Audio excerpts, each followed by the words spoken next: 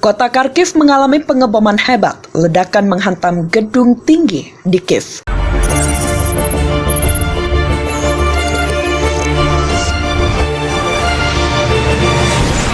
Ratusan korban berjatuhan, Kementerian Dalam Negeri Ukraina telah melaporkan bahwa ada ratusan korban di seluruh negeri menyusul gelombang serangan rudal mematikan dari Rusia, menurut CNN. Ledakan terlihat di kota-kota di seluruh Ukraina termasuk ibu kota Kiev setelah Presiden Rusia Vladimir Putin menyatakan operasi militer khusus sedang berlangsung di wilayah tersebut. Laporan yang keluar dari Ukraina sekarang menunjukkan bahwa rudal hipersonik sedang digunakan oleh Rusia untuk menyerang sasaran utama. Pasukan Rusia juga telah mendarat di Mariupol dan dilaporkan menuju Kharkiv, kota terbesar kedua di negara itu. Melalui Twitter, Boris Johnson mengungkap bahwa dia telah berbicara dengan Presiden Ukraina Volodymyr Zelensky. Lapor Daily Star 24 Februari 2022. Kota Kharkiv telah mengalami pengeboman hebat dengan pasukan Rusia. Sekarang dilaporkan terus mendekat.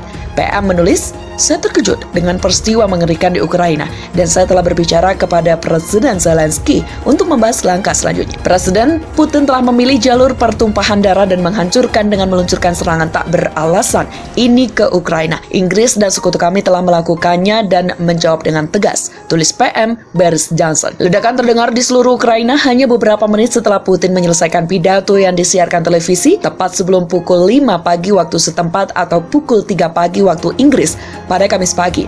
Dalam pidatonya dia mengatakan negara itu akan dimiliterisasi dan didenifikasi sebagai akibat dari tindakan militernya yang langsung dan menuduh kekuatan Barat melewati garis merah dengan membangun kehadiran NATO di wilayah tersebut. Dia juga memperingatkan bahwa Rusia akan segera bereaksi terhadap negara-negara asing jika mereka mengganggu operasinya, mengancam potensi konflik yang lebih luas. Beberapa saat kemudian rekaman muncul di media sosial dari kota pelabuhan Mariupol di Ukraina yang terletak 30 mil dari perbatasan dengan Rusia, tampak menunjukkan kumpalan asap yang membumbung setelah beberapa ledakan. Ledakan juga dilaporkan terjadi di Odessa, Kharkiv, dan ibu kota Kiev setelah pidato Putin berakhir. Agenda perang pertama datang pada saat yang sama ketika perwakilan dari kekuatan dunia memohon dengan sia-sia kepada Putin untuk mundur dari jurang. Pada pertemuan darurat Dewan Keamanan PBB, panik, ketakutan sampai melarikan diri.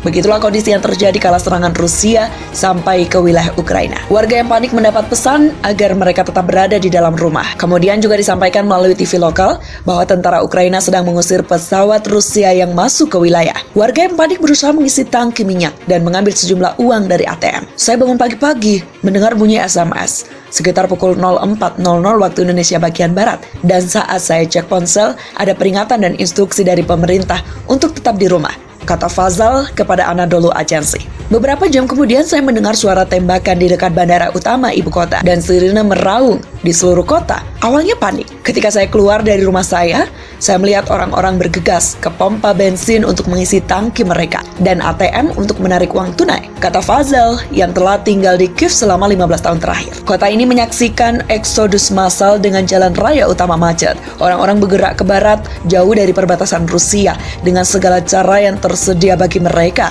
Banyak kendaraan militer dan tank dapat dilihat sekarang bergerak di jalan-jalan. Orang-orang melarikan diri dari ibu kota Ukraina karena ketakutan. Kepanikan menyebar dari serangan militer Rusia. Penduduk ibu kota Ukraina, Kiev, bangun pada Kamis pagi karena suara sirine darurat yang menggelegar.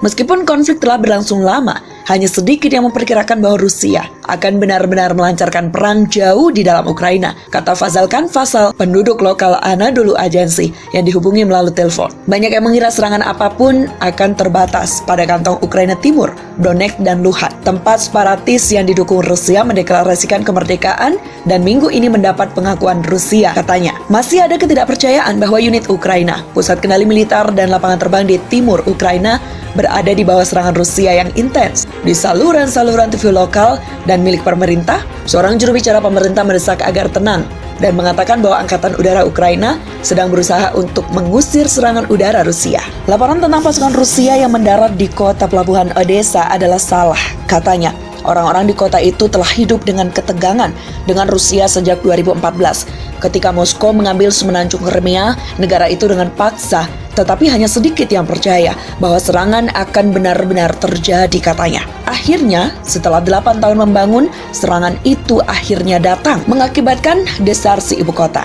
Meskipun juru bicara pemerintah mendesak tenang, ledakan besar dan tembakan menyebarkan ketakutan dan kepanikan publik. Kami mendengar laporan bahwa pasukan Rusia telah meminta warga sipil untuk meninggalkan daerah dekat kompleks militer Ukraina pada pukul 5 sore hari ini dan kami akan meninggalkan kota, kata Fazal. Ada ketakutan dan kepanikan di antara orang-orang dan mereka meninggalkan rumah mereka. Fazal bersama keluarga dan teman-temannya berencana untuk bergerak menuju perbatasan negara Eropa dengan keyakinan bahwa mereka akan aman di sana, seperti yang akan dihindari Rusia. Sekitar 70% masyarakat sudah meninggalkan kota dan sisanya mengungsi ke tempat yang aman, katanya. Kota yang terletak di sepanjang sungai Dnieper, kota terpadat ke-7 di Eropa berpendudukan 2,9 juta jiwa. Menurut data sensus 2001, lebih dari 130 kebangsaan dan kelompok etnis tinggal di Kiev, didominasi oleh Ukraina sebesar 82,2%. Etnis Rusia datang berikutnya dengan 13,1%, diikuti oleh Yahudi, Belarusia, Polandia, Armenia, Azerbaijan, Tatar, Georgia, dan Moldova, semuanya kurang dari 1%.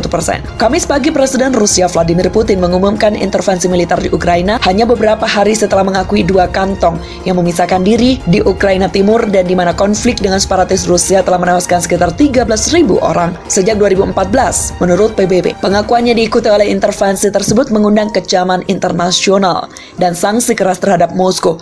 Dalam beberapa bulan terakhir, Presiden Rusia Vladimir Putin telah mengumpulkan lebih dari 100.000 tentara Rusia di sekitar Ukraina, tetapi berulang kali membantah bahwa dia memiliki niat untuk menyerang. NATO turun tangan membantu Ukraina membendung serangan militer Rusia.